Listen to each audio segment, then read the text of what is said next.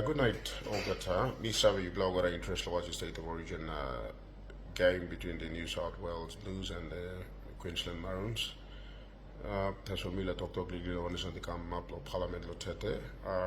As we all know, the VUNC was found to be technically deficient by the Speaker because it didn't meet one of the five requirements.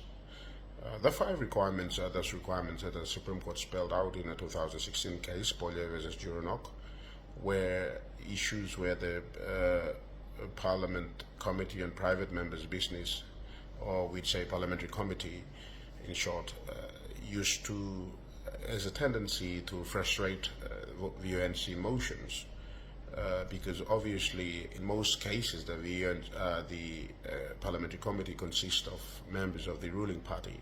So VUNC is usually a motion against the government, so you could expect some partiality in that. So as a result, a number of motions were frustrated by the parliamentary committee, and the matter ended up in court, and the court made it very clear, the Supreme Court, the highest court of the land, made it very clear that the Parliament's attempt through the committee to frustrate VUNC's is unconstitutional and is unfair because it's a matter of national importance, and it should precede all other agendas of the day, especially when the Parliament is seized with a VUNC. And the parliamentary committee concerned should meet and deliberate on the VUNC so that it can be put up on the next business day as soon as possible. That was the comment from the Supreme Court. So there is no need for public funds to be exhausted in engaging lawyers for the matter to be again to be submitted to the courts for the court's determination, because the issue was already made clear, and the Parliament said the VUNC under Section 145 of the Constitution is a constitutional process.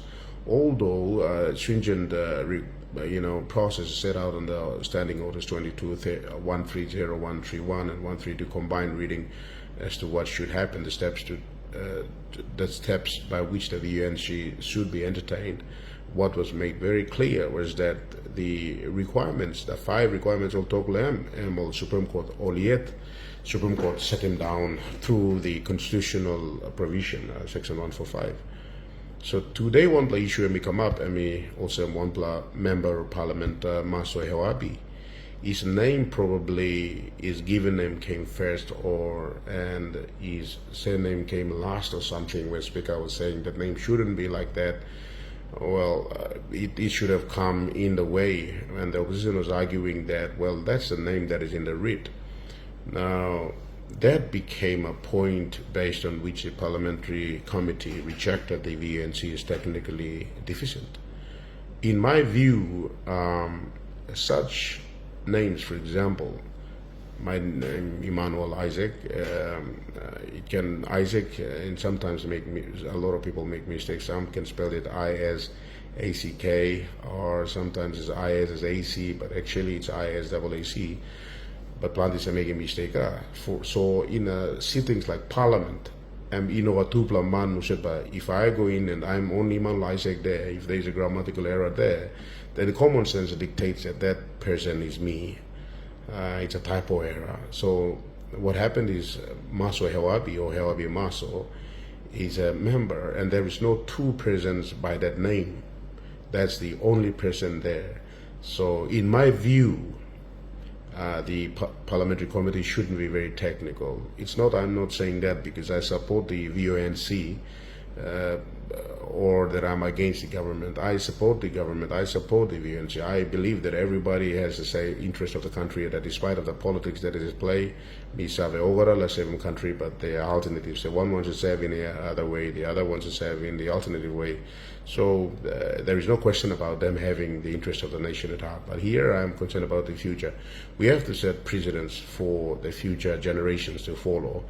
And if we take one step, the future generation will take 10 steps from the one step, and the next generation after that will take 100 and so forth. So precedents must be cautiously set. So in this instance, if we are partial, if the parliamentary committee is partial in its determination and takes, in very sidetracked in peripheral issues, especially when the identity of the person is very clear, but you're talking about small typo error or names being arranged upside down. I believe it. I mean, common sense. It has to be understood that law devoid of common sense will produce injustice. As a lawyer, I mean, this is something that I believe in. Law must go hand in hand with common sense. Even if the interpretation of the law doesn't work in your favor, you'll agree if the decision rendered by a court goes hand in hand with logic, even if it doesn't give you the orders that you seek. So in this instance, common sense dictates that that person, that's the name that appears on the writ, and that's a person. It's easily identifiable because, country in 20 million lines from blah blah blah. I think so. I think